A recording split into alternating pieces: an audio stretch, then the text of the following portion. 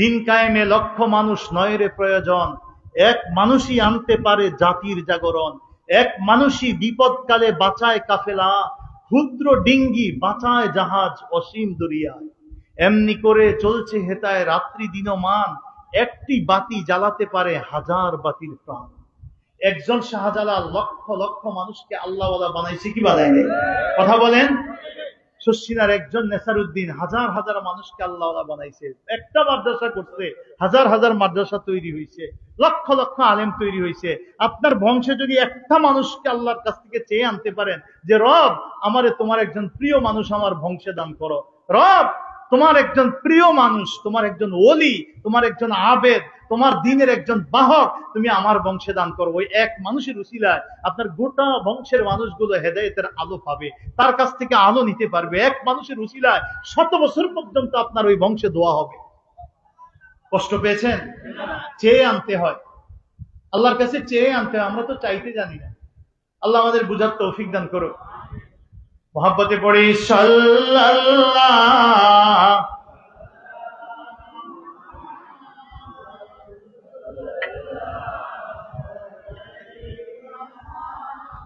সাল্লাল্লাহ মুহাম্মদ সাল্লাল্লাহ। হাসর হবে তামার জমিন, উম্মত বলবে পানি পানি, ওগো নবী বিনে পানি দেওয়ার সাধ্য কারো নাই। সাল্লাল্লাহ মুহাম্মদ সাল্লাল্লাহ সাল্লাল্লাহ মুহাম্মদ সাল্লাল্লাহ। তাহলে 10 বছর সুদার আগুনে মাটিটা জ্বললেও 1 সপ্তাহ পানিতে সে স্থির থাকতে পারে না, গলে যায়। আর 7 দিন ব্রিক ফিল্ডে নির্ধারিত পরিমাণটায় তার ইট হিসাবে তৈরি করলে 1 বছর 5 বছরও পানির তলে দেওয়াল রূপে সে দাঁড়ায়া থাকে, গলে না। ঠিক না বেঠি? এটা কেন বললাম? আল্লাহর ওলিরা, আল্লাহ ওয়ালারা, নবীজির কাছে সাহাবীরা আসছে, কাফের ছিল, মুশরিক ছিল, আল্লাহ রসুলকে দেখেছে, হেদায়েতের বাণী শুনেছে, ঈমান নসিব হইছে। কথা বলে, ঈমান নসিব হইছে কি হয় নাই? যেমন একটা ঘটনা শুনে, বুখারী শরীফের হাদিস। একজন ব্যক্তি আমার নবীর কাছে আসছে, নাম হইল ইবনে সানা। কি নাম?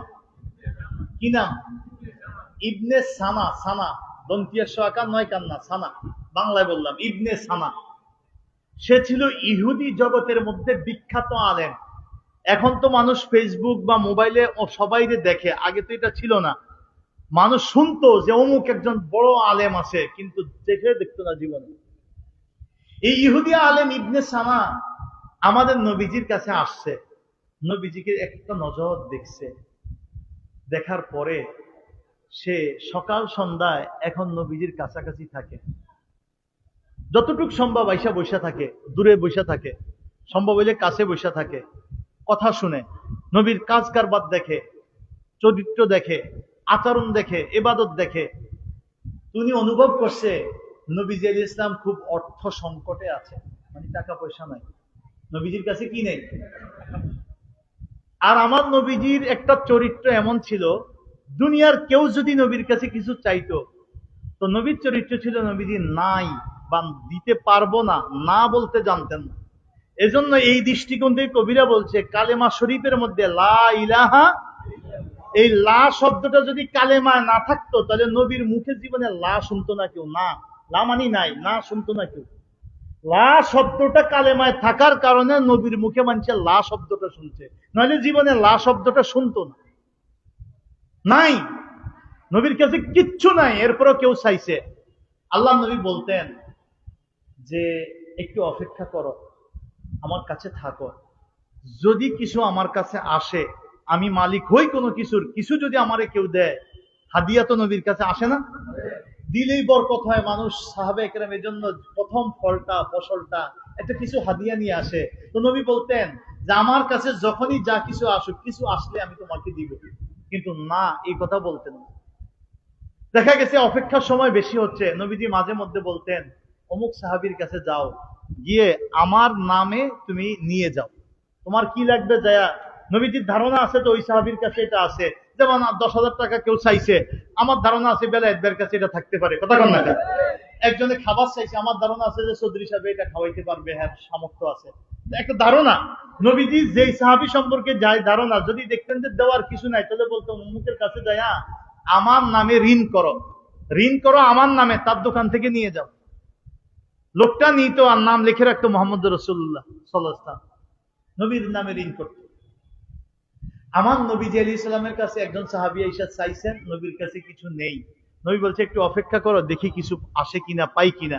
এর মধ্যে ওই ইবনে সানা ইহুদি, কিন্তু সে পরিচয় দেয় নাই, বলতেছে আমি আপনার মধ্যে অভাব বা আপনি যে দিতে পারতেছেন এটা অনুভব করতেছি, আমার কাছে অনেক টাকা পয়সা আছে, আপনি যদি চান তো আমার থেকে নিয়ে আপনি ব্যয় করতে পারেন, যখন ফল ফসল আসবে মক্কায় মদিনায়, খেজুরের সিজন পাকলে আমারে দিয়ে দিয়ে।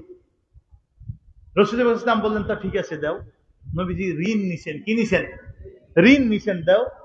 ঋণ নিয়ে নবীজি ইসলাম ওইটা সাহাবীদের, গরিব সাহাবী যারা চাইছে, এবং সাহাবী ছাড়াও যদি অন্য ধর্মের লোক নবীর কাছে চাইতো, নবী ফেরত দিতেন না, সবাইরে দিতেন, চাইলে দিতেন, যতটুক পারতেন, না পারলে ঋণ করে দিতেন, নবীজি ইসলাম দিছেন। যখন ফল ফসল পেকে আসলো, কিন্তু নবীজির কাছে এখনো আসা শুরু হয় নাই, মাত্র ফল পাকতেছে, সপ্তাহখানিক সময় লাগতে পারে ফল উঠতে।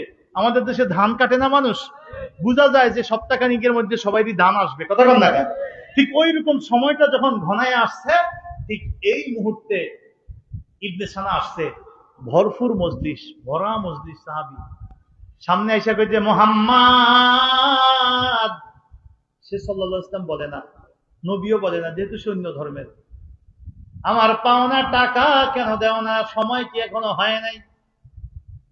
হে মুহাম্মদ, তোমার চরিত্রের মধ্যে এই টালটিবাজি, তোমার চরিত্রের মধ্যে এই ফল্টিবাজি, এটা আমার খুব ভালো জানা আছে। ভর মজলিসে যেই সাহাবীরা নিজকে এত, নবীকে এত ভালোবাসতেন, সংসার ছেড়ে দেশ ছেড়ে হিজরত করে আসছে, কথা কম না, যেই সাহাবীরা সব বিনাশ করে দিয়ে এক আল্লাহর দিন নিয়ে নবীর ভালোবাসায় মদিনায় আসছে,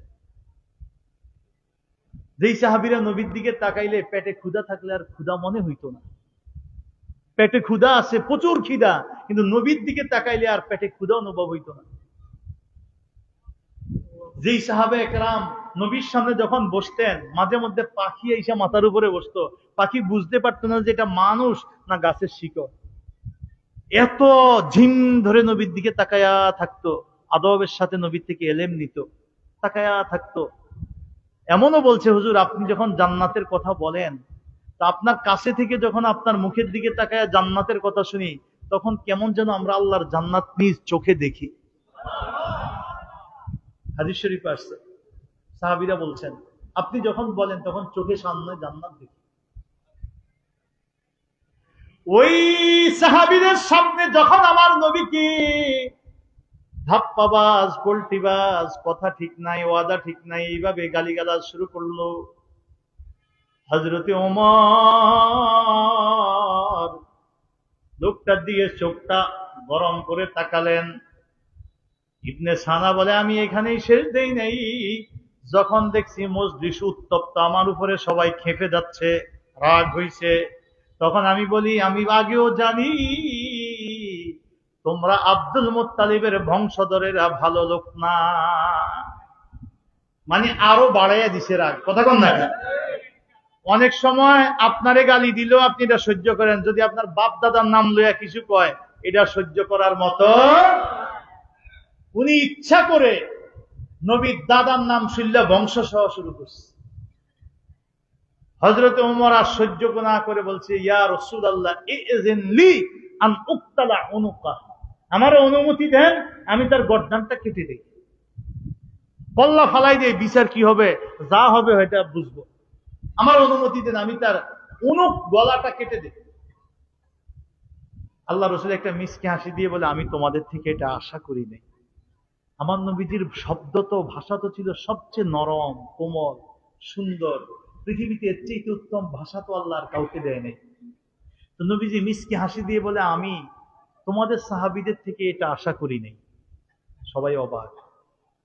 নবী এবার বলতেছে, আমি আশা করেছিলাম তোমরা আমাকে নসিহত করবে, তোমরা আমাকে বলবে ইয়া রাসূলুল্লাহ পাওনাদারের পাওনাটা দিয়ে দিলে ভালো হয়। তোমরা তার পক্ষে বলবে, যেহেতু সে পাওনাদার, কথা কন না, আমি ঋণী, তোমরা আমাকে বলবে যে আমি যেন পাওনাদারের পাওনাটা আদায় করি, তোমরা আমাকে সেটা বলবে, আমি এটা আশা করছিলাম। সাহাবীদের মাথাটা নরম নম্র হয়ে গেছে, যে আসলে তো ঋণী যে তার পক্ষে কথা বলা এটাই তো নৈতিকতা। তো নবীজি আমাদেরকে কি শিখাচ্ছেন? আমরা যেন নবীর বিপক্ষে বলি, তার পক্ষে বলি, কথা কন না, আমরা যেন নবীকে বলি তার ঋণটা দিয়ে দেওয়ার জন্য। নবী এই শিক্ষাটা দিচ্ছে। আর আজকে আমাদের সমাজে আমরা কি করি? বিচার ব্যবস্থাপনায় যার টাকা বেশি আমরা তার পক্ষে আছি, কথা কন, যার ক্ষমতা বেশি আমরা তার পক্ষে আছি। আমাদের এই সমাজ তখনই পরিবর্তন হবে যখন আমরা রসুল পাকের নমুনা, রসুল পাকের আদর্শ, রসুল পাকের চরিত্র আমরা গ্রহণ করতে পারবো। আর এটা কখনোই হবে না যদি আমরা ইচ্ছা না করি। আমরা যদি ইচ্ছা করি আমি আমার নবীর মতো চলবো, আমি আমার কার মতো চলবো? আমি আমার নবীর মতো চলবো, আমার চিন্তা ভাবনা আমার নবীর মতো করব, আমার চরিত্র আমার নবীর মতো করব। যদি আমরা একটু চিন্তা করি, ইচ্ছা করি, আল্লাহ আমাদেরকে তখন পূর্ণতা দান করবে, পরিবর্তন আল্লাহ আমাদেরকে করে দিবে, আমাদের দ্বারা সম্ভব হবে। আল্লাহ আমাদেরকে নবীজির অনুসারী হিসাবে কবুল করুক, আমিন আমিন আমিন। এবার নবীজি ওমর রাদিয়াল্লাহু তাআলা আনহুর দিকে তাকালেন। সবচেয়ে বেশি রাগ হইছে ওমর, গর্দান কেটে ফেলতে বলছে ওমর। এই জন্য নবী হযরতে ওমর ইবনুল খাত্তাব রাদিয়াল্লাহুকে ডেকে বললেন, ওমর গোডাউনের চাবি নিয়ে যাও, কোষাগার থেকে উনি যা প্রাপ্য মেপে তা দিবা। এইটা পাওয়ার পরে, পাওনা পাওয়ার পরে তারে আরেক গুণ বাড়ায়া সে 20 ছা পাইতো, কিতাবে লিখছে বুখারী শরীফের হাদিস, তাকে 40 ছা তুমি দিয়ে দিবা। পয়সা পাইতো কত, দিবে কত? 20 আগে দিয়া তারপরে আরো 20 বাড়তি, ডাবল, দ্বিগুণ দিবা। যে গর্দান কাটতে চাইছে তার হাতে চাবি দিয়ে তারে কাজের লোক বানাইছে, ওমর তুমি যেয়ে দাও। আর সাহাবে কেরামও বা কেমন, মানে চরিত্রটা কেমন? যে সবচেয়ে বেশি রাগ হইছে আরেকজনকে দিয়া যদি পাঠাইতো তো ওনার লাগে ওনার একটা মনোমালিন্য চিরজীবন থাকতো। কিন্তু যে রাগ হইছে তারই কইছে তুমি যাইয়া মাফ, তুমি যাইয়া মাইপা দেও বুঝাইয়া, সেও একবারে মুহূর্তের মধ্যে সব। নবী বলছে আর কোনো শব্দ নাই। অথচ আমরা মায়ের কথা মানতে পারি না, কথা বল না। আমাদের মায়ের লগে রাগ হইছি তো হইছি, মায়ের আর এটা মানতেই পারি না। আব্বার লগে রাগ হইছি তো হইছি, বাড়ির সবচেয়ে শ্রদ্ধাভাজন মুরব্বী, কোন কারণে আমি রাগ হইছি, এরপরে সে আমারে দায়িত্ব নিয়া মোহাব্বত কইরা ফিডে মশা দিই না, আমার রাগ কমেই না, কথা কন না কেন? রেগে গেলেন তো হেরে গেলেন, রেগে গেলেন তো রাগলেন তো হারলেন। রাগ এটাও কিন্তু একটা রোগ। এটা কি?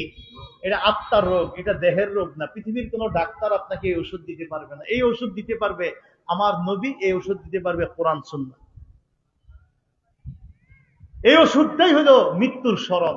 যত রাগ উঠবে তত মরণটারে সবচেয়ে কাছে পাবেন, যে আমি হয়তো 5 মিনিট পরে আর দুনিয়ায় থাকবো না, তাহলে এটাই আপনার ঔষধ, আস্তে করে আপনার রাগকে কমাই দেবে। আমার হয়তো আজকে রাত শেষ রাত, এটা আপনি চূড়ান্ত ভাবে ভেবে নেন, তাহলে আপনার রাগটা আস্তে কমে আসবে। কথা বুঝছেন আমার? স্ত্রীর সাথে রাগ হইছেন তো হইছেন, সংসার ভাঙলে ভাঙুক, খোলা মাইয়া সব তালাক হইয়া যাইলে, খোলা মাইয়া এতিম হইলে হোক, খোলা মাইয়া যা হইবে বুঝবো পরে, আগে রাগ এটা একটা রোগ। এটা হইলে সোজা মাটিতে শুয়ে যাইতে হয়, এটা হইলে বেশি বেশি ওযু করতে হয়। আল্লাহ নবী শিক্ষা দিছে, এটা আধ্যাত্মিক শিক্ষা। কষ্ট পাইছেন আমার কথা? হযরত ওমর খাত্তাব এত রাগ হইছে তার গর্দান কেটে ফেলবে। নবী যখন বললেন তুমি নিজে চাবি নিয়ে মেপে দাও, এবার ওমর রাদিয়াল্লাহু নিজে চাবি নিয়ে গোডাউন খুলে, নিজে বস্তার মধ্যে খেজুর ঢুকায়, নিজে মাফে 20 ছা পরিপূর্ণ বুঝিয়ে দিয়া আরো 20 ছা পাঠিয়ে দিছে। এইবার ওই লোকটা জিগায়, ওমর আমি তো পাওনা 20 তুমি আমারে কেন দিলা 40? বলে আমার নবী বলছে 40 দিতে, এজন্য 40 দিছি। কয় নবী কেন বলছে? কয় আমার যতটুকু বুঝ আমি ওমর বুঝলাম। আমার নবীজি আলাইহিস সালামের চরিত্র হইল, যেই ব্যক্তি নবী পাকের সাথে দুর্ব্যবহার করে আমার নবী তার সাথে তত ভালো ব্যবহার করে। যে ব্যক্তি নবীর সাথে যত বেশি দুর্ব্যবহার করবে, আমার নবীর চরিত্র হলো আল্লাহর নবী তার সাথে তত বেশি ভালো ব্যবহার করে। যেই ব্যক্তি আমার নবীর উপরে যত বেশি রাগান্বিত হয়, আমার নবী তার জন্য তত কোমল হয়। মনে রাখবা, নবীর চরিত্র হইল, নবীজি যেহেতু আমি তোমার গর্দান কাটতে চাইছি, তুমি পাওনাদার, নবী নিজে ঋণী, এখন পাওনাদারের পক্ষে না বলে বরং পাওনাদারের কল্লা, পাওনাদারের গর্দান আমি কাটতে চাইছি। এই যে আমি তোমার উপরে রাগ হইছি, ওই রাগের কারণে নবী আমার হাতে মাফায়া তোমারে আরো 20 ছা বেশি দিয়ে দিছে। আমি যে রাগ হইছি এই জন্য তোমারে বাড়তি দিছি। তুমি পাওনাটাই যদি দিত তো সমান সমান পাওনা জিনিস দিয়ে দিছে, কিন্তু আমি যে রাগ হইছি, আমার যে অন্যায় করছি, আমারটা যে সঠিক হয় নাই, আমার রাগের কারণে তোমার অন্তরে কষ্ট থাকতে পারে, আল্লাহ রসুলের চরিত্র হইলে আমার যা রাগ হইছি এজন্য তোমার আরো 20 ছা বেশি দিছে। লোকটা ডাক দিয়ে বলে, ওমর আমারে চিনোনি? ওমর রাদিয়াল্লাহু বলে, না তোমার কোনো পরিচয় আমি জানি না, কয়েকদিন ধরে দেখি মজলিসে আসা যাওয়া করো কিন্তু পরিচয় অত নাই। ডাক দিয়ে বলে, ওমর ইবনে সানার নাম শুনছনি? ইবনে সানা বলতে পৃথিবীর কারো নাম শুনছ? বলে ইহুদি জগতের একজন বিখ্যাত আলেম আছে যার নাম ইবনে সানা। আমার জানা মতে, ওমর রাদিয়াল্লাহু বলে, আমার জানা মতে ইহুদি জগতের একজন বিখ্যাত আলেম আছে যার নাম ইবনে সানা। বলে ওমর আমি সেই ইবনে সানা, আমি সেই ইবনে সানা। আমি শুনছি পৃথিবীতে সর্বশেষ পয়গম্বর আসছে, পয়গম্বর আল্লাহর পক্ষ থেকে আসছে, এরপরে আর কোন পয়গম্বর আসবে না, খাতামুন নবীন, যিনি আল্লাহর বন্ধু, যিনি আল্লাহর হাবিব। কিয়ামত পর্যন্ত সকল মানুষের চলন বলনের যে আদর্শ, সেই আদর্শ হিসেবে আল্লাহ যেই মানুষটারে পাঠাইছে, যার জন্য সারা পৃথিবীর সব মানুষের শিক্ষা আছে, তিনি হইবেন আখেরি পয়গম্বর, প্রধান অতিথি, সর্বশেষ নবী।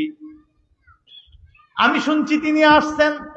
যেহেতু আমি একজন আলেম, যেহেতু আমি কিতাব পড়ি, কিতাবের চর্চা করি, আমি জানি আখেরি পয়গম্বরের চরিত্র কেমন হবে, স্বভাব কেমন হবে, চেহারা কেমন হবে। সূর্য তার চেহারার, তার শরীরের ছায়া জমিনে ফেলতে পারবে না, আল্লাহ তার এত সৌন্দর্য দিবে, তার শরীর থেকে যে মেশকের ঘ্রাণ আসবে, দুনিয়ার কোন খুশবুতে সেই ঘ্রাণ পাওয়া যাবে না।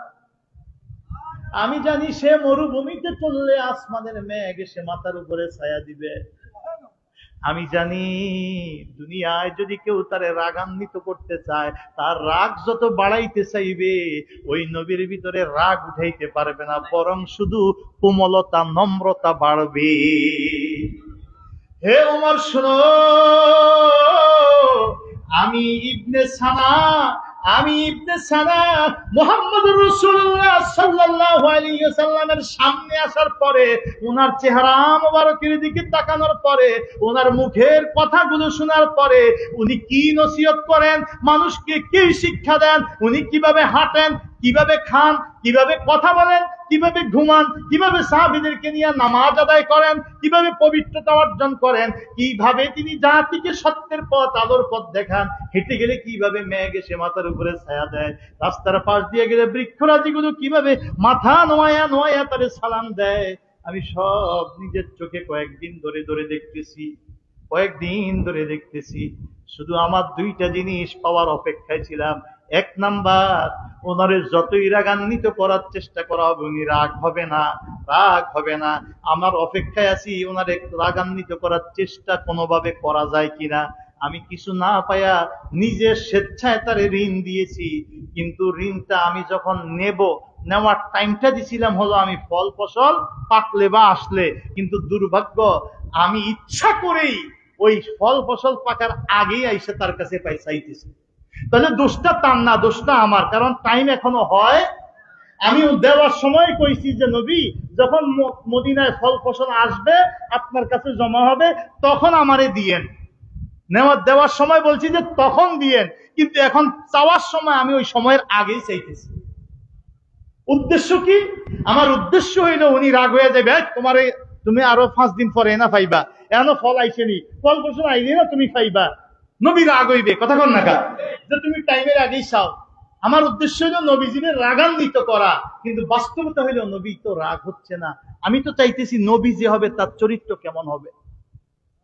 এখন নবীজি আলাইহিস সালাতু ওয়াস সালাম, এই লোকটা বলতেছে, এক নাম্বারটা যখন আমি পাইলাম যে নবী তো রাগ হইতেছে না, যতই কইতেছি তোমার চরিত্রের টাল্টি বাল্টি আমি আগের থেকেই বুঝি, কিন্তু নবী তো রাগ হইতেছে, বরঞ্চ সে তোমাদেরকে বলতেছে যে তোমরা আমার পক্ষে কেন বলো, যেই লোকটা ঋণ দিছে তোমরা তার পক্ষেই না বলবা, তোমরা আমাকেই না বলবা যা হুজুর আমার ঋণটা দিয়ে দেওয়া লাগে, কথা কম না।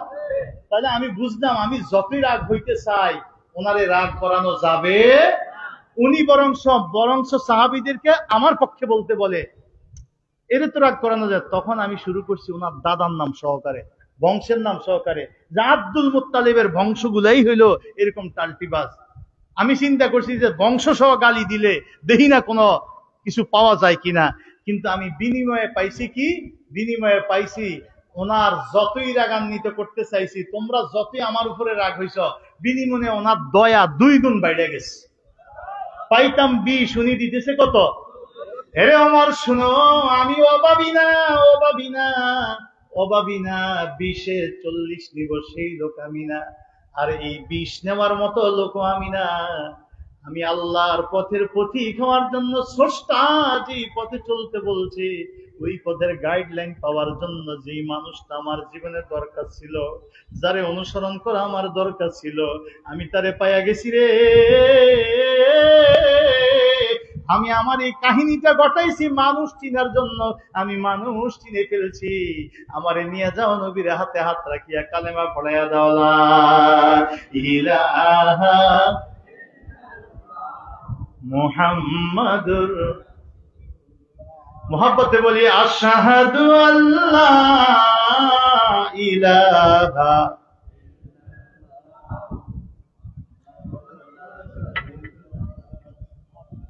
সাল্লাল্লাহু আলাইহি ওয়াসাল্লাম, এই নবীরে পাই আমরা খুশি না বেজার? খুশি না বেজার? বেশি কষ্ট হইতেছে আপনাদের? শেষ করে দিব। আপনারা বাসার থেকে আইছেন, আমরা অনেক কষ্ট করে আসছি, অনেক কষ্ট করে। আপনারা শুনছেন সারসিনা শরীফের কেন্দ্রীয় ছাত্র হিজবুল্লাহর একটা কাউন্সিল, ঢাকা সিনমন্ত্রী মহাসম্মেলন কেন্দ্র, ওইটায় 8ই নভেম্বর শনিবার, মানে এই শনিবারের পরের শনিবার, ওইটা নিয়ে আমাদের অনেক ব্যস্ততা। যার কারণে আমি ঢাকার থেকে আসতে আসতে জায়গায় জায়গায় জায়গায় জায়গায় মিটিং করে করে, আমার ড্রাইভার সাথে আরো 2 জন, তারা দুপুরে কিচ্ছু খাইতে পারেনি। মানে এখানে আসা পর্যন্ত কোথাও তাদের খাবারের কোনো সুযোগ হয়নি। ফরিদগঞ্জে দাঁড়াইয়া সেখানেও একটা মানে কাজ সারছি, মিটিং সারছি, ওরা জোর করে 4টা দধি আর মানে দিছে, ওইটা খাওয়াই মোটামুটি। আর আমি তো আইসা ডাইরেক্ট জানাজা হয়ে স্টেজে উঠলাম। আবার এই রাত্রের মধ্যে ফেনীতে, এই শেষ করে ফেনীতে আমাদের কাজ আছে, ফেনী সেরে ফজরের নামাজ চিটাগাং পড়বো, এটা বলে দিছি। আল্লাহ যদি নেয় ফজরের নামাজ পড়বো চিটাগাং। তো এই জন্য আমরা আসছি দূরের থেকে। আপনারা হয়তো অনেকেই আসছেন দূরের থেকে, কিন্তু সবাই তো আর এত দূর থেকে আসেন না, কি বলেন? কোরআন সুন্নাহর প্রতি ভালোবাসা থাকলে যত বলে তত ভালোই লাগে, কি ঠিক না বেঠিক? খুব ভালোই লাগে যদি কোরআন সুন্নাহর প্রতি মায়া থাকে। নিজকে যদি অপরাধী মনে হয় তাহলে ভালো লাগে যে আসলে আমরা তো কিছু করতে পারি নাই। আর আমরা এমন একটা যুগে আসছি, রাখালিয়ার ভাইরা কি ওয়াজ করব, মাঝে মধ্যে মনে হয় যে জঙ্গলের দিকে চলে যাওয়াই ভালো। এমন এক যুগে আসছি, আপন বলতে কেউ নেই, কথা বলেন। আজকের বাস্তবতায় অনেক সন্তান মা বাবার সাথে যেমন খারাপ আচরণ করে, মনে হয় যেন জন্ম দিয়েই ভুল হয়েছে, কথা বলেন। আবার অনেক মা বাবাও সন্তানের সাথে খারাপ আচরণ করে। স্বামী স্ত্রী বলেন, কেউ কারো কেমন যেন আপন নয়। ভাই ভাই বলেন, সম্পর্ক দিন দিন কমে যাচ্ছে, ঠিক না বেঠিক? কেমন জানি দুনিয়াটা অর্থকেন্দ্রিক হয়ে যাচ্ছে। আমাদের যতই অর্থ বাড়তেছে, মামলা মোকদ্দমা তত বাড়তেছে, হিংসা বিদ্বেষ তত বাড়তেছে, কি ঠিক না বেঠিক? আমাদের ভিতর থেকে মানবতা মানুষত্ব কমে যাচ্ছে। আমরা ইসলামের নামে এত দল তৈরি করছি, এত দল তৈরি করছি। নবীজি বলে গেছেন 72 দল হবে, কত দল? আজকে আমাদের ভিতরে এত দল তৈরি হয়েছে, দেখেন একটু বলি আমি, খেয়াল বিবেকের জিজ্ঞাসা করেন, আমাদের নবী এমন এক নবী, আল্লাহর জিকির যদি বান্দা, আমরা বান্দা, আমাদের স্রষ্টা আল্লাহ, একবার যদি জিকির করি তো আল্লাহ বলে আমিও একবার তোমাদেরকে স্মরণ করি। ফাজকুরুনি আযকুরকুম, যদি তোমরা আমাকে স্মরণ করো আমিও তোমাদেরকে স্মরণ করি। আমরা যদি 10 বার স্মরণ করি আল্লাহ আল্লাহ আল্লাহ আল্লাহ, তো আল্লাহ পাকও আমাদেরকে স্মরণ করে চেয়ে উত্তম মজলিস ফেরেশতাদেরকে নিয়ে। যদি আমরা নবীজি স্মরণ করি, নবীজির উপরে একবার দুরূদ পড়ি, একবার সাল্লাল্লাহু আলাইহি ওয়াসাল্লাম, একবার দুরূদ পড়লাম, তো আল্লাহ বলে আমার দোস্তের উপরে একবার দুরূদ পড়লে আমি আল্লাহ করি 10 বার। মান সাল্লা আলাইয়া সালাতান ওয়াহিদাতান সাল্লাল্লাহু আলাইহি আশরু সালাওয়াত, 10 বার। কি আল্লাহ নবীরে ভালোবাসে কি বাসে না? জোরে বলেন। দোস্ত আমার, দুনিয়ায় আমি যত নবী পাঠাইছি সব নবীরে আমি একবার ডেকে ডেকে চান্স দিয়েছি, দোয়া করেন আমি কবুল করব।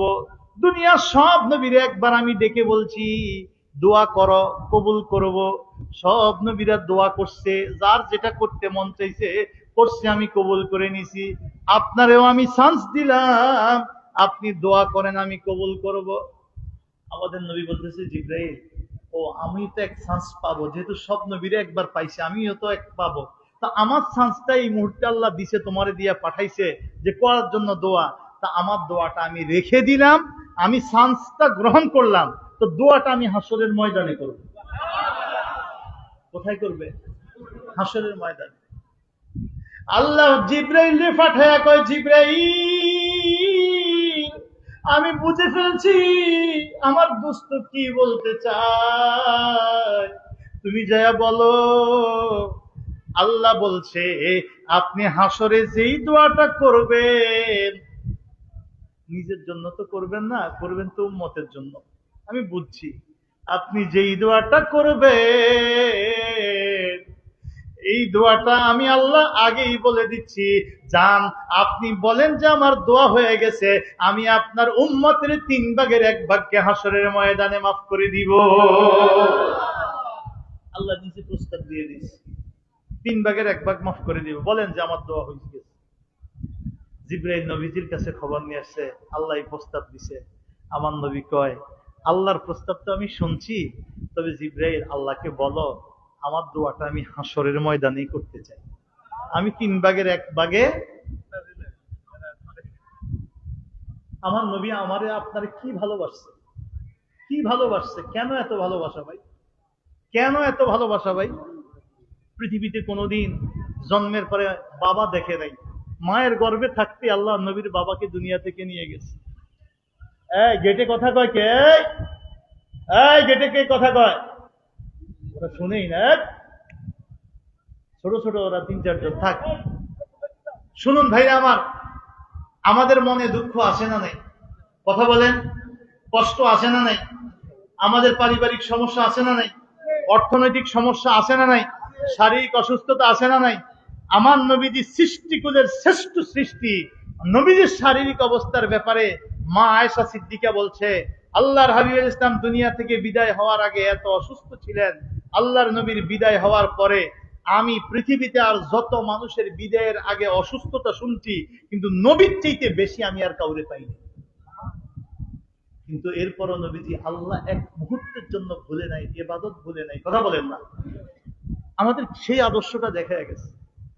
আল্লাহর হাবিব এত মায়া করতেন আমাকে আপনাকে, শুনেন আল্লাহর জাতের সাথে আবার প্রস্তাব দিয়ে পাঠাইছে, দোস্ত আমার আমি বুঝে ফেলেছি আপনি হাসরের ময়দানে কি চেয়ে বসবেন, এজন্য আমি প্রস্তাব করলাম এখনই আপনি রাজি হন যে আমি আপনার উম্মতের অর্ধেক উম্মতকে আগেই মাফ করে দিব। নবী বলছেন, আল্লাহ আমি হাসরের ময়দানেই চাইব। এজন্য হাদিসে আসছে পৃথিবীর সব নবীর উম্মতেরা, শুধু আমরা না, সব নবীর উম্মত একসাথে যখন হাসরের ময়দান কাঁপার মতো কাঁপবে, কখন কাঁপবে? ওয়াজিয়া ইয়াউমাইজিন বিজাহান্নাম, জাহান্নামকে 70,000 শিকল, কত হাজার? 70,000 শিকল লাগাইয়া জাহান্নামকে টানে টেনে হাসরের ময়দানের দিকে আনতে থাকবে। হাসরের ময়দানে তো ৭০,০০০ বছরের দূরত্ব পরিমাণ দূর, অত দূর থেকে জাহান্নাম একটা গর্জন দিবে, গর্জন। লঞ্চে যেরকম হরন দেয়, বাসে যেরকম হরন দেয়, জাহান্নাম একটা গর্জন দিবে। ওই গর্জনে হাসরের ময়দান এমন ভাবে কাঁপবে। হাসরের ময়দানে কোনো পুকুর নাই, খাল নাই, পাহাড় নাই, পর্বত নাই, কোনো জঙ্গল নাই, বন্তরিতরা নেই। ২.৫ হাত, মাথার ২.৫ হাত উপরে সূর্য, জমিনটা তামা। একটা দিন হবে দুনিয়ার ৫০,০০০ বছরের সমান। কোরআন খুলে দেখেন, আমার কথা নয়। আফা হাসিবতুম আন তাতরুকা সুদা, আল্লাহ জিজ্ঞাসা করছে তোমরা কি ধারণা করো আমি তোমাদেরকে এমনি ছেড়ে দিব? আমি এমনি ছেড়ে দিব? আমি জাররা জাররা হিসাব নিব, জাররা জাররা হিসাব নিব। ফামান ইয়ামাল মিসকালা যাররাতিন খায়রান ইয়ারা ওয়া মান ইয়ামাল মিসকালা যাররাতিন শাররান ইয়ারা। জাররা জাররা করে আমি হিসাব নেব। একটা বালি কণাকে, একটা পিঁপড়াকে ৭০টা ভাগ করেন, একটা পিঁপড়ারে ৭০ ভাগ করলে এক ভাগে কি পড়বে? সেটার নাম জাররা। জাররা জাররা করে হিসাব নেবে। আল্লাহ বলছে আমি কাউকে জাহান্নামে এমনি নিক্ষেপ করব না। তারাই জাহান্নামে নিক্ষেপ হবে যারা হাসরের ময়দানে বিচার দিবস সম্পর্কে গাফেল ভাবে দুনিয়াদারি করবে। সে দিনে একবারও ভাববে না আমার জীবনটা কিভাবে যাচ্ছে, আমি আল্লাহর কাছে কি জবাব দেব। এই জন্য আমার ভাইরা রে, আল্লাহর ওলিরা আমাদেরকে মুরাকাবার কথা বলছে। মুরাকাবা, মুরাকাবা, মুরাকাবা মানে হলো ধ্যানমগ্ন হওয়া, ধ্যানমগ্ন হওয়া। আসমান জমিন সৃষ্টির আগেও মুহাম্মদ রাসূলুল্লাহ সাল্লাল্লাহু আলাইহি ওয়াসাল্লাম নবী ছিল, ঠিক না বেঠিক? সর্বপ্রথম সৃষ্টি আমাদের নবী ছিল। দুনিয়ায় আসার পরে ৪০ বছর যখন নবীর বয়স, জিবরাইল আসবেন, কোরআন নিয়ে আসবেন। কিন্তু তার আগে আল্লাহর নবীকে আল্লাহ তাআলা হেরা গুহায় ৪০ দিন অবস্থান করছে, কি করে নাই? কথা বলেন, কি করছে কি করে নাই? তো ওই ৪০ দিন নবীজি হেরা গুহায় কি করছে? কোরআন হাদিসে যদি মুরাকাবা না থাকে। এজন্য যারা তরিকতপন্থী, আমি বলছিলাম চুলার মাটি ২০ বছর পড়ায়ও যদি পানিতে দেন মিশে যাবে, কিন্তু ইটের ভাটায় ব্রিক ফিল্ডের মাটি ৭ দিন পড়ায়া এরপরে ১ বছর পানিতে রাখেন, ইট পাওয়া যাবে, ওই মাটি পানিতে গলবে না। আল্লাহর ওলিদের হাতে হাত দিলে আল্লাহর ওলিরা তওবা করায়। তওবা যদি খাঁটি দিলে করে, এরপরে যদি অলিকে অলির মতো মানেন তাহলে মাইয়েতের মতো হতে হয়। হক্কানি অলিদের হাতে মুরিদ হয় লাশের মতো, লাশ, মাইয়েত, লাশ। লাশ যেমন গোসল করাইলে পানি যেই দিকে দেয় ওই দিকে যায়। লাশে কয় না এই ডাইনে দে, এই বামে দে। লাশে কয় না জ্ঞান দিস না, কথা কোন না। যদি কোনো মুরিদ হক্কানি ওলির হাতে বয়াত হওয়ার পরে কয় যে হুজুরের আমি এটা মানি না, হুজুরের আমি ওটা মানি না, তাহলে খোদার কসম আপনি মুরিদও হতে পারেন নাই, যথাযোগ্যভাবে আপনি কামেল হইতে পারবেন না, নিজকে ঘোরাইতে পারবেন না। হক্কানি ওলির আলামতি হলো কখনো কোনো কালে সে কোরআন সুন্নাহ বিরোধী কোনো নির্দেশ আপনাকে দিবে না। সে তাকে সেজদা করতে আপনাকে কখনো বলবে না, তারে দিতে কখনো বলবে না। হক্কানি ওলির চরিত্রই হবে আমার নবীর চরিত্রের মতো। কথা বলেন, নবীর চরিত্রের মতো তাদের চরিত্র হবে। নিঃস্বার্থ মানুষ হবে তারা, মানুষকে আল্লাহর পথের পথিক বানানোর জন্য চর্চা করবে। চোখে তাদের পানি থাকবে, আল্লাহর পথের প্রেমিক তারা থাকবে। রসুলের সাথে তাদের গভীর সম্পর্ক থাকবে, রসুলের সাথে তাদের গভীর সম্পর্ক থাকবে। ভাইরা আমার, সে হক্কানি ওলি যদি পায়া থাকে তাহলে মুরিদকে হইতে হয় লাশের মতো। লাশ কিসের মতো? গোসল দানকারীর কাছে লাশ যেমন, পীরের কাছে মুরিদ থাকবে তেমন। যখন তাকে বলবে বাবা মসজিদের সব চলে যাক, তুমি ফজরের নামাজের পরে দোয়া দরুদ তসবিহ তাহলিল পড়ার পরে ইশালে সওয়াব করবে। ৩ বার সূরা ফাতিহা, ১০ বার সূরা ইখলাস, ১১ বার দুরূদ শরীফ, অথবা পীর আপনাকে যা বলে ১ বার বলুক, ৩ বার বলুক, ৫ বার, ওই মতে আপনি বলে এরপরে বলবে বাবা তুমি একটা কাজ করবে, এই ১১ বার দুরূদ শরীফের পরে হাত তুলে বলবে আল্লাহ আমি যা কিছু তেলাওয়াত করছি ভুল ত্রুটি মাফ করে আপনি কবুল করে নেন। আল্লাহ আমার এই দোয়া দুরূদ যদি কবুল করেন তো কিছু সওয়াব যদি দেন, আপনার কাছে আমি ভিখারি হয়ে চাচ্ছি, আমার সওয়াবগুলো একটু বাড়াইয়া দিয়েন। আল্লাহ সর্বপ্রথম আমার নবীজির রওজা মোবারকে সওয়াবের হাদিয়া পৌঁছাইয়া দিয়েন। আল্লাহ সমস্ত নবী রসুল ওলি আল্লাহ সাহাবায়ে কেরাম, সোহাদায়ে কেরাম, পীর মাশায়েখ সবার রূহ পাকে পৌঁছাইয়া দিয়েন। আল্লাহ আমার আব্বা আম্মা আত্মীয় স্বজনের রূহ পাকে পৌঁছাইয়া দিয়েন। এ আমার রাখালিয়ার ভাইরা রে,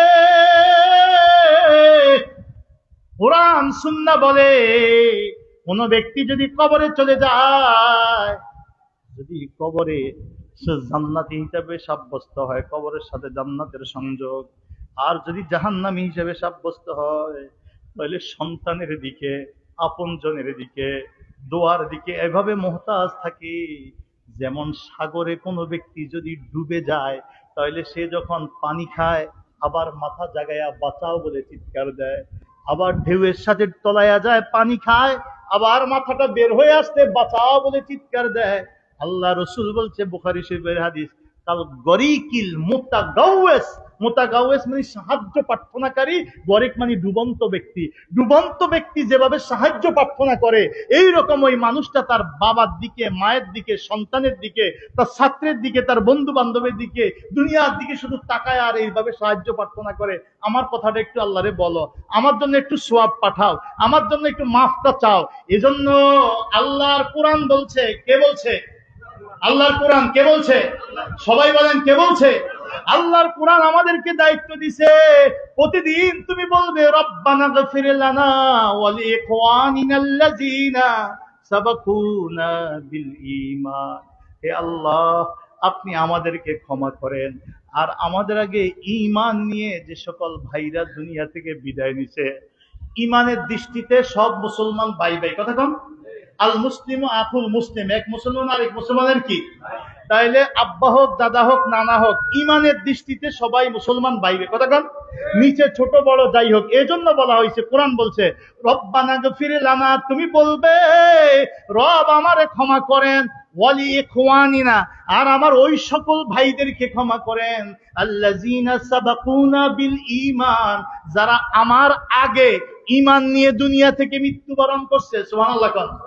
তাহলে আমার আগে আমার যে মা চলে গেছে, বাবা চলে গেছে, দাদা দাদি চলে গেছে, উস্তাদেরা চলে গেছে, আমারে ভালোবাসছে যারা, মোহাব্বত করছে আত্মীয় স্বজন তারা চলে গেছে, যাদের উসিলায় আমরা এই দিন পাইছি, হক্কানি আলেম ওলি আল্লাহরা চলে গেছে, তাদের প্রতি দোয়া করা কোরআন আমাদেরকে শিখাইছে কি শিখায়নি? এটার নামই ইসালে সওয়াব। এটার নাম কি? আরো জোরে কন। নবীদের সওয়াবের দরকার নাই, নবীরা আল্লাহর জান্নাতি, কথা কন। সাহাবায়ে কেরাম আল্লাহ তাদেরকে বলছে রাদিয়াল্লাহু আনহুম ওয়া রাদু আন, আমাদের সওয়াব তাদের দরকার নাই, কিন্তু আমরা যখন ইসালের সওয়াব করি, পাঠাই, তখন তাদের রূহ পাকে এই সওয়াবটা পৌঁছে। তারা পুত পবিত্র, তারা নিজেদের জন্য ইবাদত করতে পারে না ওখানে, কিন্তু তারা আমাদের জন্য দোয়া করতে পারে, রুহানি দোয়া। এমনও ব্যক্তি আসছে নবীর কাছে, নবীজি আজকে যদি আমার মা থাকতেন, মা আমাদের জন্য দান সদকা করতেন, মা নাই, এখন যদি আমি দান সদকা করি সওয়াবটা আমার মায়ের হয়ে দেখি না। রাসূল বলে অবশ্যই হবে, তুমি দাও, পুকুর করে দাও, একটা পানির কূপ, মরুভূমিতে পানির কষ্ট, বলছে একটা পুকুর করে দাও, যত মানুষ পানি খাবে, পানি নিবে, এই সব সওয়াব তোমার মায়ের রূহ পাকে দেখাও। এটার নামই ইসালে সওয়াব। এটার নাম কি? আরো জোরে কর না। এটার নামই ইসালে সওয়াব, সওয়াব পৌঁছানো। এই যে আজকে তাবারক আমরা খাবো, খাওয়ার পরে দেখা গেছে যদি একটা হাড্ডি একটা কুত্তায় খায়, একটা বিড়ালে খায়, একটা পিঁপড়ায় খায়, তো একটা পিঁপড়ার একটা ভালো রিজিকের ব্যবস্থা হয়েছে কি হয়নি? আমরা পাপী হইতে পারি, পিঁপড়া পাপী নয়, একটা কুকুর পাপী নয়। এই যে সে একটা প্রাণী হওয়ার পরে সৃষ্টি জীবের প্রতি আমি যে দয়াটা করছি, এটাও আল্লাহ পাক আমাকে নেক দিবে, এটাও আমার মা বাবার রূহ পাকে পৌঁছবে, ঠিক না বেঠিক? এটার নাম ইসালে সওয়াব। এটার নাম কি? ইসালে সওয়াব। এই জন্য ভাইরা আমার, এই ইসালের সওয়াব যখন আল্লাহ অলির কাছে বয়াত হবেন, সকাল সন্ধ্যা ইসালের সওয়াব করতে বলবে, যতদিন আমাদের আত্মা নুরানি না হবে, যতদিন কবরওয়ালারকে আমরা সরাসরি দেখতে না পাবো তারা কোন কাজে খুশি, অতদিন মনে হইবে, মনে হয় যেন সকাল সন্ধ্যা ইসালের সওয়াব, এগুলো একটা কি কাজ পিসাবেরা কয়। কিন্তু যখন আপনি অনুভব করবেন যে এই সওয়াব তাদের কাছে পৌঁছে, তারা খুশি হয়, তারা রুহানি ভাবে আমাদের জন্য দোয়া করে, রুহানি নজর তাদের পড়ে, সেদিন থেকে আর ইসালে সওয়াব আপনি ভুলতে পারবেন। আল্লাহর ওলিরা আমাদেরকে ইসালে সওয়াবের সবক দিয়া দুনিয়ার সব নবী ওলিদের সাথে একটা সংযোগ কইরা দেয়। এজন্য হক্কানি ওলিদের কাছে দেওয়া লাগে, হক্কানি ওলিরা যেইভাবে প্রস্তুত করা করে, লা ইলাহা, আর যদি কোন লা ইলাহা, লা ইলাহা, এ মানুষের শরীরে শয়তান ঢুকে কি ঢুকে না? আর জোরে কয় না, ঢুকে কি ঢুকে না? বসে কলবে, বসে কোথায়?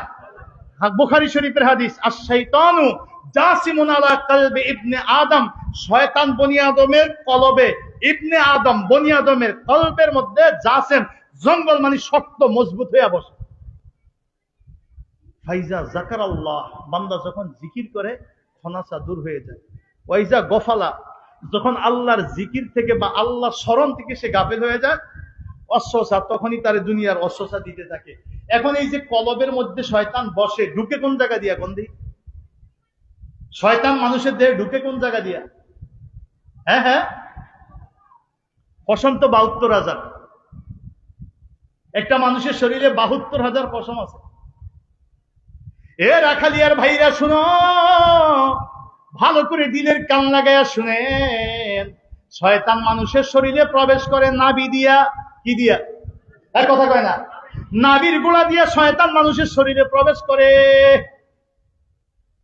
এই নাভির গোড়া থেকে জিকিরের টানটা শুরু করতে হয়।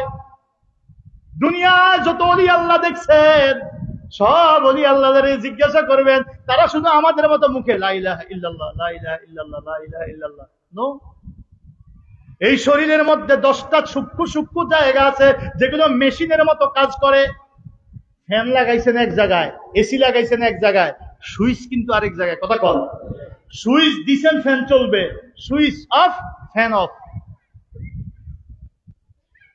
এই শরীরের মধ্যে 10টা লতিফা আছে। লতিফা, লতিফা মানে সূক্ষ্ম অঙ্গ। এটা আপনাকে বলে দিবে এই খাবারটা হালাল, এটা হারাম। একটা মানুষ আইছে, একেবারে ফেরেশতা সুরত ধরে আপনার কাছে আসছে, এখান থেকে আপনারে বলে দিবে ও কি উদ্দেশ্যে আসছে। এই কপালের অগ্রভাগ থেকে কলব, রূহ, সের, খফি, আকফা, নফস, আত, আতশ, খাক, বাদ, এই 10টা লতিফা মানুষের দেহে আছে। শয়তান ঢুকে নাভির মূল দিয়া। এই জন্য মানুষের জিকিরটা শুরু করতে হয় আল্লাহর ওলিদের। প্রকৃত পক্ষে যারা ওলির কাছে মুরিদ, তাদেরকে শিখিয়ে দেয়, তুমি লাইট টান শুরু করবা নাভির গোড়া থেকে, দরজা অফ, শয়তান আর ঢুকতে পারবে না। লা, এই নাভি মূল থেকে শুরু করে ডাইন কান, লা, এখান থেকে মাথার তালুতে, ইলাহা, এখান থেকে কোথায়? লা ইলাহা, এখান থেকে কপালের মধ্যভাগ হইয়া বাম স্তনের 2 আঙ্গুল নিচে সজরে ধাক্কা দিয়া ইল্লাল্লাহ। শরীর হেলবে না, দুলবে না, মাথা নড়বে না। কারো ঘুমের ব্যাঘাত না হয়, কারো নামাজের ব্যাঘাত না হয়, কেউ কোরআন তেলাওয়াত করলে তার ব্যাঘাত না হয়। যতটুকু সম্ভব নিম্ন আওয়াজে নিজকে কন্ট্রোল করে আল্লাহকে ধ্যানের সামনে স্মরণ করে, নাহানু আকরাবু মিন হাবলিল ওয়ারিদ। আল্লাহ বলছে, বান্দা, তোমার ঘাড়ের এই মোটা রগ তোমার যত কাছে, আমি আল্লাহ তার চাইতে তোমার অতি কাছে। হুয়া মাকুম আইনা মা কুনতুম, তোমরা যেথায় থাকো তিনি তোমাদের সাথে আছে। তো আল্লাহকে খুব কাছে অনুভব করে, নিজকে অপরাধী, নিজের জীবনের গুনাহগুলো স্মরণ করে, যখন নিজকে আল্লাহর কাছে ছোট করে দিয়ে নিজের ভয়, হাসরের ময়দানে কি করে আল্লাহর সামনে দাঁড়াবো, এই ভয়টা অন্তরে নিয়ে নাভি মূল থেকে আসতে, এখান থেকে মাথার তালুতে, এখান থেকে কপালের মধ্যভাগ হয়ে বাম স্তনের 2 আঙ্গুল নিচে ইল্লাল্লাহ, ইল্লাল্লাহ, ইল্লাল্লাহ, ইল্লাল্লাহ, ইল্লাল্লাহ, ইল্লাল্লাহ, ইল্লাল্লাহ, ইল্লাল্লাহ, ইল্লাল্লাহ, লা ইলাহা ইল্লাল্লাহ মুহাম্মাদুর রাসূলুল্লাহ সাল্লাল্লাহু আলাইহি ওয়াসাল্লাম। ও রাখালিয়ার ভাইরা শুনো, আল্লাহর কোরআন বলছে, আল্লাযীনা ইযা যুকিরাল্লাহ ওয়াজিলাত কুলুবুহুম, যখন আল্লাহর প্রকৃত প্রেমিক আল্লাহর ধ্যানে বসে আল্লাহর জিকির করে, ওয়াজিলাত কুলুবুহুম, তার আত্মা, কলবটা কাঁপতে থাকে। ওয়াজিলাত, কাঁপতে থাকে। কলব যে কাঁপে, সে নিজে অনুভব করবে তার কলব কাঁপতেছে। আপনারা মোমবাতিতে যদি কেউ আগুন জ্বালায়া দেয়, তো মোমবাতি গলেনি। কথা বলেন, বলেনি। যখন দুনিয়ার সব দূর করে দিয়ে ব্যক্তি নিয়ত করবে, আমি আমার কলবের দিকে মুতাওয়াজ্জিহ আছি, আমার কলব হযরত পীর সাহেব কিবলার কলবের উসিলা আল্লাহ পাকের তরফ মুতাওয়াজ্জিহ আছে, আল্লাহ পাকের তরফ হইতে সৃষ্টির তরিকার নিসবত অনুযায়ী নফিস বা জিকিরের ফয়েজ আমার কলবে সে আল্লাহর ভয়, মুহাব্বত ও মারিফতের নূর মালুম হোক। তখন আমি আমার কলবের দিকে, আমার হাত কই, পা কই, মসজিদ না বাহির, কোথায় আছি ওটা আমার না, দুনিয়া সবকে দূর করে দিয়ে আল্লাহর প্রেমে নিজকে বসায়া দিয়া নিজের মধ্যে আল্লাহর ভয়, হাসরের দিনে দাঁড়ানোর ভয়টা সেট করবে।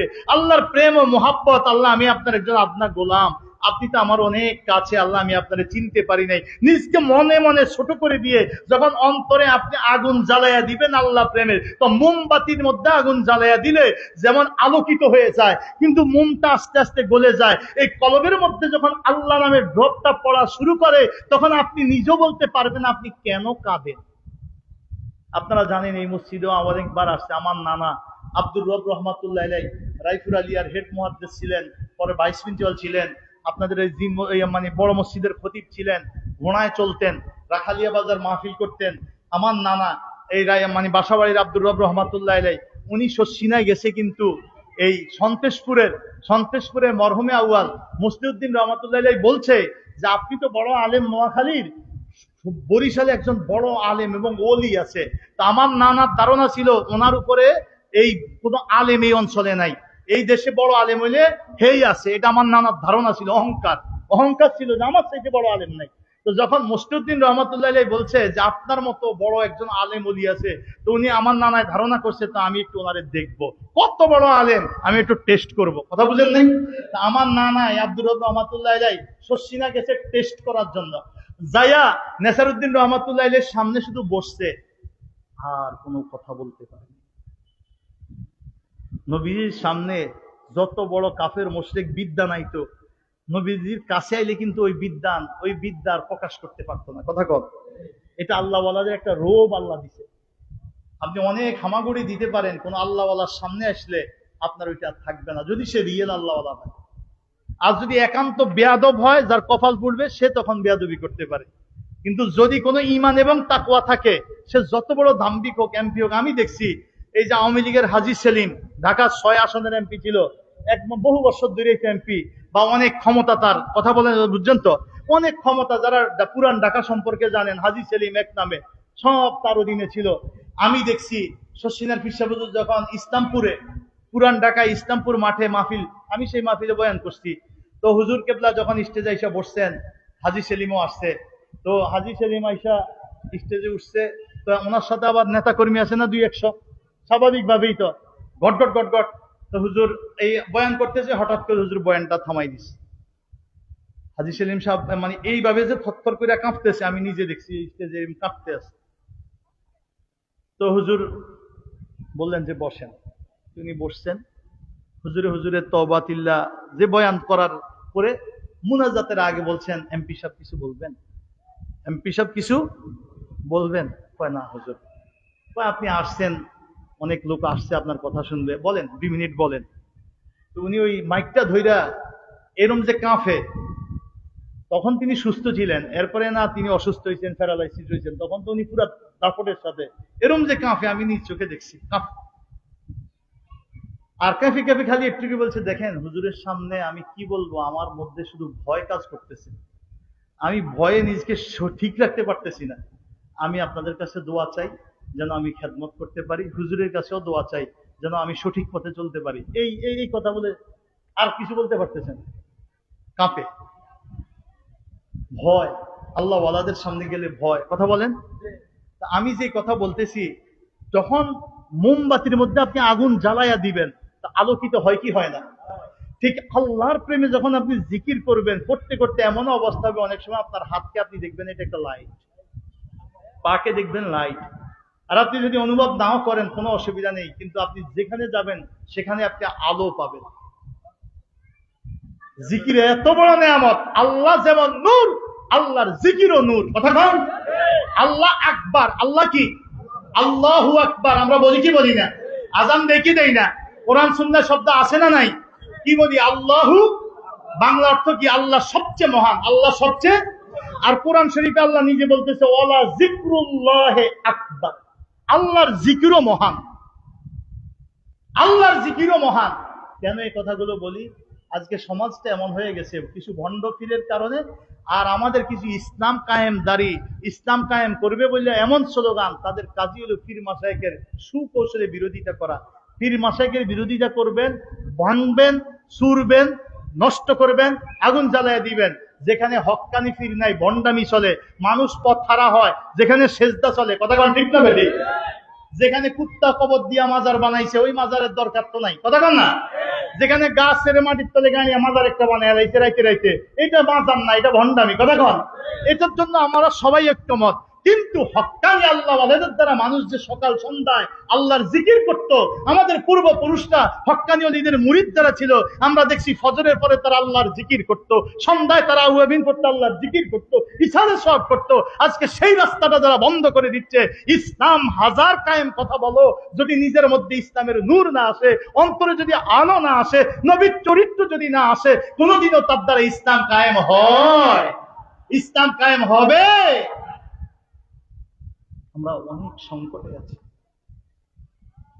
আমরা ইসলাম চাই, কিন্তু এমন ভাবে ইসলাম আমাদের সামনে পেশ করতেছে, আমরা কথা বলাটা এখন কষ্টকর। পৃথিবীর কোন নবীরা এক সেকেন্ডের জন্য মূর্তি পূজা সমর্থন করে নাই, কথা কন?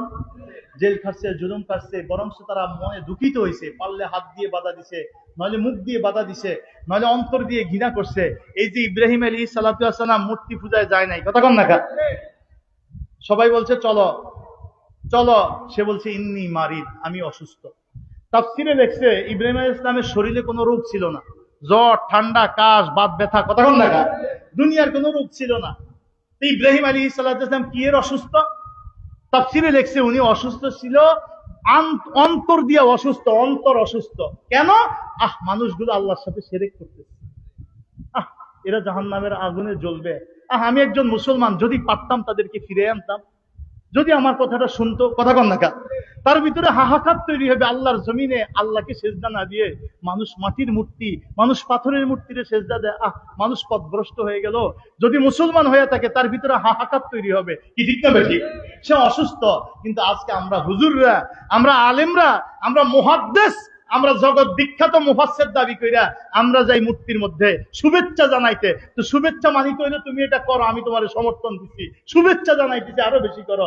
আজকে যদি আমরা ইসলামের নাম দিয়ে পথে যাই, আমরা যদি সুদী ব্যাংক তৈরি কইরা, সুদী সমিতি তৈরি কইরা, সুদী সংস্থা তৈরি কইরা নামটা ইসলাম লাগাইয়া দেই, তো ইসলাম দইরা যদি আমরা মানুষকে সুদের দিকে ধাবিত করি, আজকে আমরা যদি ইসলামের কথা বলে, আমরা যদি নবী পাক সাল্লাল্লাহু আলাইহি ওয়াসাল্লামকে সাংবাদিকের সাথে তুলনা করি, আমরা যদি ইসলামের কথা বলে নবীর স্ত্রীদের ব্যাপারে আল্লাহ বলছে তোমাদের মা, আমার মায়ের যদি কোনো ভুল ত্রুটি থেকেও থাকে, আমি যদি ভালো সন্তান, চরিত্রবান সন্তান হই, তো মায়ের কথা তো আমি দুনিয়ার অন্য কারো কাছে বলবো না যে আমার মায়ের এই দোষ আছে, কি আমি কি বলবো?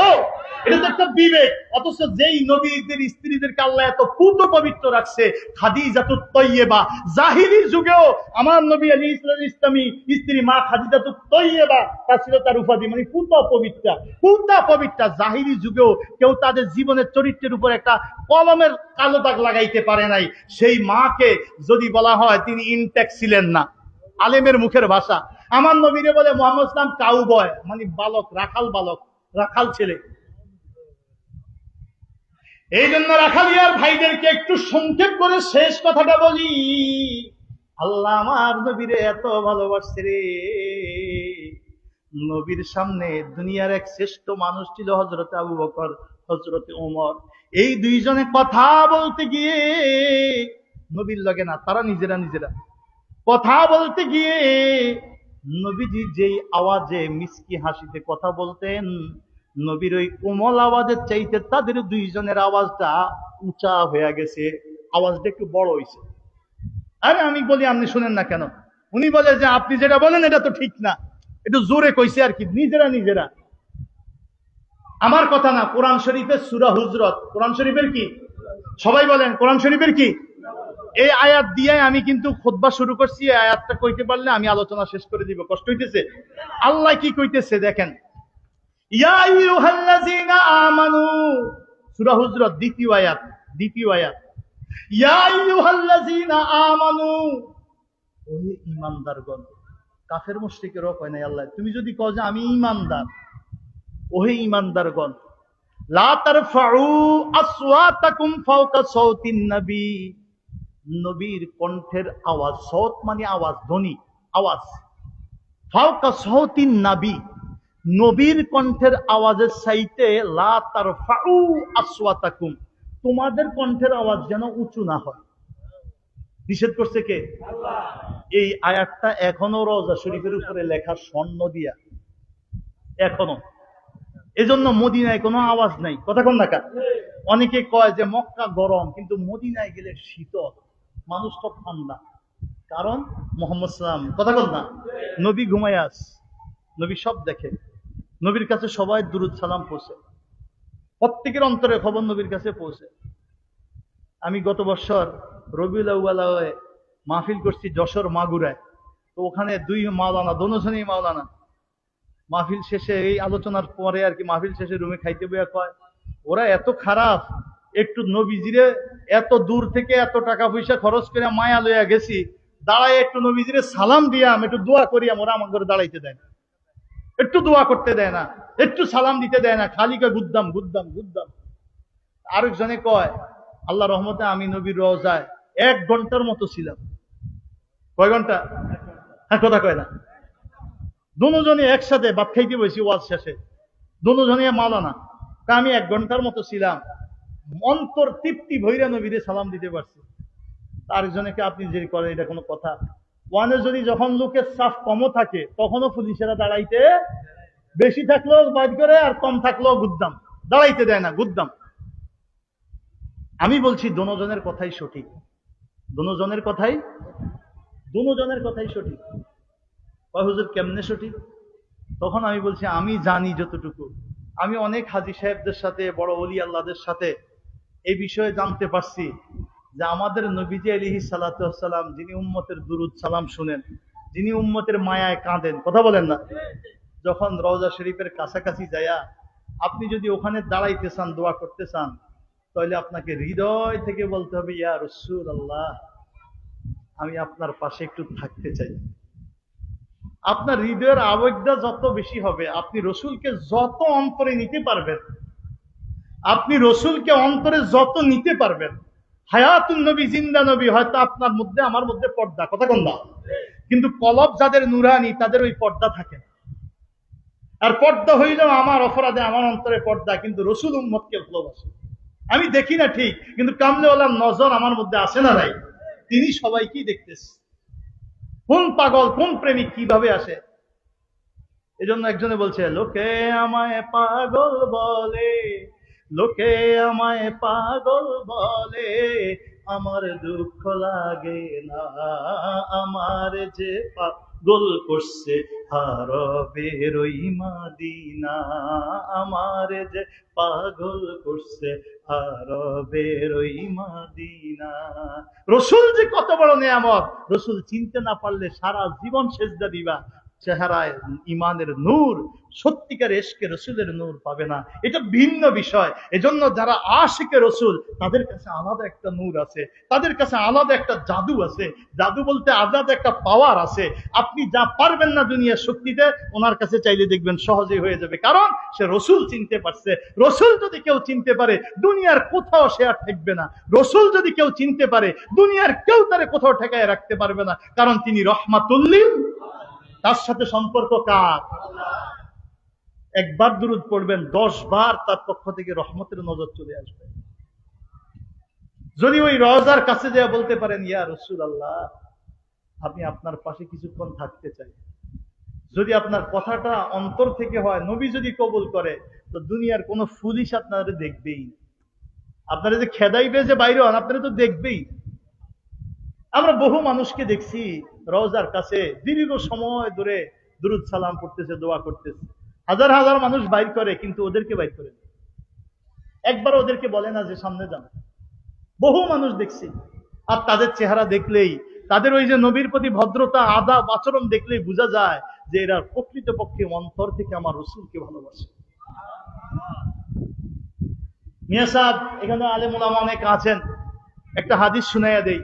মেশকাত শরীফের সর্বশেষ অধ্যায়, মেশকাত শরীফের সর্বশেষ অধ্যায়, অধ্যায়ের নাম হইল আখেরি জামানার উম্মতের ফজিলত। আখেরি জামানার উম্মতের, এই অধ্যায়ে রাসূল সাল্লাল্লাহু আলাইহি ওয়াসাল্লাম একটা হাদিস বর্ণনা করছে, ইন্না মিন আসাদ্দি উম্মতি, আমার উম্মতের মধ্যে এমন কিছু উম্মত হবে, ইয়াকুনু লি হুব্বান, যারা আমাকে সবচেয়ে বেশি ভালোবাসে। শেষ যুগের উম্মতের ফজিলতের মধ্যে হাদিস আসছে যে আমার উম্মতের মধ্যে শেষ যুগে ইয়াকুনু বাদি, যারা আমার পরে হবে, আমি দুনিয়ায় তখন থাকবো না, আমার আইসা পাবে না, পরে আসবে দুনিয়ায়, কিন্তু তারা আমাকে এত বেশি ভালোবাসবে, ইয়াওয়াদ্দু আহাদুহুম লাউ রাআনি বিআহলিহি ওয়া মালিহি, তার অন্তরে এমন এক ভালোবাসা আমার প্রতি জন্মিবে, সে অন্তর থেকে আবেগ নিয়ে চিৎকার দিয়ে দিয়ে বলবে, দুনিয়ার কোনো মানুষকে শোনাবে না, কিন্তু তার অন্তরের মধ্যে এমন একটা আবেগ থাকবে, যদি আমার আহাল মানে আমার পরিবার পরিজন সন্তান স্ত্রী, আমার আহাল ওয়া মালিহি আমার সমস্ত সম্পদ, আমার পরিবার আমার সম্পদের বিনিময়ে যদি লাউ রাআনি আমি যদি একবার আমার নবীকে একটু দেখতে পাইতাম। এটার নাম ইশকে রসুল, রসুলের প্রেম। এটার নাম কি? এটার নামই ইশকে রসুল, রসুলের প্রেম। এই রসুলের প্রেমের প্রেমিক যারা হয়েছে তারাই রসুলকে স্বপ্ন যুগে পেয়েছে। যারা স্বপ্ন যুগে একবার পেয়েছে তারা আস্তে আস্তে বারবার আরো স্পষ্ট করে পাইছে। যারা বারবার স্পষ্ট করে পাইছে, এমনও হয়েছে তারা রসুলের হাত চুম্বন করছে, রসুলের কদম চুম্বন করছে, রসুলের মুখ থেকে তারা তাদের দিক নির্দেশনা পাইছে। যখন এই পর্যায়ে স্বপ্ন যুগে হয়, এক পর্যায়ে তারা রসুলকে স্বয়ং সামনে পাইছে। জালালউদ্দিন সুয়ুতি ৭৫ বারে দেখল নবীজি, জালালউদ্দিন সুয়ুতি ৭৫ বারে দেখল নবীজি। নবীজি আলাইহিস সালাতু ওয়াস সালামের দুনিয়া থেকে চলে যাওয়ার প্রায় ৫০০ বছর পরে জন্ম নিয়েছে ইমাম জালালউদ্দিন সুয়ুতি রহমাতুল্লাহ আলাইহি। আল্লাহর কোরআনের তাফসীর, তাফসীরে জালালাইন যাদের লেখা, কথা বুঝছেন তো, তাফসীরে দুররে মনসুর যাদের লেখা, দুনিয়ার এমন কোন বিষয় নাই যে বিষয়ে কিতাব লেখে নাই। এত বড় আলেম ওলি ছিল, ৪০ বছর বয়সের পরে আর তারা এই মানে কিতাব লেখার মাদ্রাসায় পড়ান নাই। শুধু আল্লাহর প্রেম, রসুলের প্রেমে গোটা জীবনকে ইবাদত এবং মানবতার কল্যাণে ব্যয় করছে। এত বড় আশিক রসুল ছিল, উনি বলছে আমি স্বপ্ন যুগে নয়, স্বপ্ন যুগের কথা ভিন্ন, বরঞ্চ নিজ চোখে জাগ্রত অবস্থায় আমার নবীকে আমি ৭৫ বার দেখছি। নবীজির পৃথিবীতে আসার কত বছর পর? স্বচক্ষে নবীজিকে ৭৫ বার দেখছে। এজন্য কবিরা লিখছে, জালালউদ্দিন সুয়ুতি ৭৫ বারে দেখল নবীজি, জালালউদ্দিন সুয়ুতি ৭৫ বারে দেখল নবীজি। এতবার দেখিয়াও নবী, এতবার দেখিয়াও নবী, তৃপ্তি তাহার মিটে না, মদিনা মদিনা আশিক মুমিনের ঠিকানা, মদিনা মদিনা আশিক মুমিনের ঠিকানা। এই নবীরে আমরা ভালোবাসি কি বাসি না? নবী আমাদের জিন্দা না মুর্দা? নবী উম্মতের দুরুদ সালাম শুনে কি শুনে না?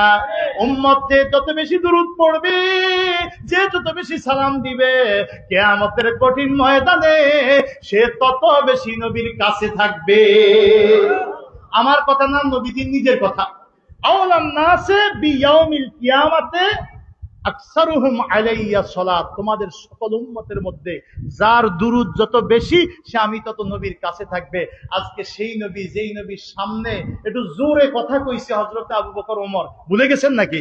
আল্লাহ কোরআনে নিষেধ করে দিয়েছে, লা তারফাউ আসওয়াতাকুম, খবরদার নবীর সামনে কোনোদিন জোরে কথা বলিও না। হইলে কি হবে? বললাম কি হবে? আল্লাহ কোরআনে বলতেছে, আনতাহবাতা আমালাকুম, তুমি আবু বকর হও আর ওমর হও, দুনিয়ার শ্রেষ্ঠ মানুষ আর যে কোনো মোমেন হোক, যদি নবীর সামনে একটু জোরে কথা বলো, তা আনতাহবাতা আমালুকুম, তোমার সকল আমল বিনাশ হয়ে যাবে। কোনো আমল আমার দরবারে কবুল হবে না। নবীরে বলে নাই, নবীর সামনে বলছে। আর আমাদের আলেম আজকে এমন শিখা শিখছে, নবীরে কয় রাখাল।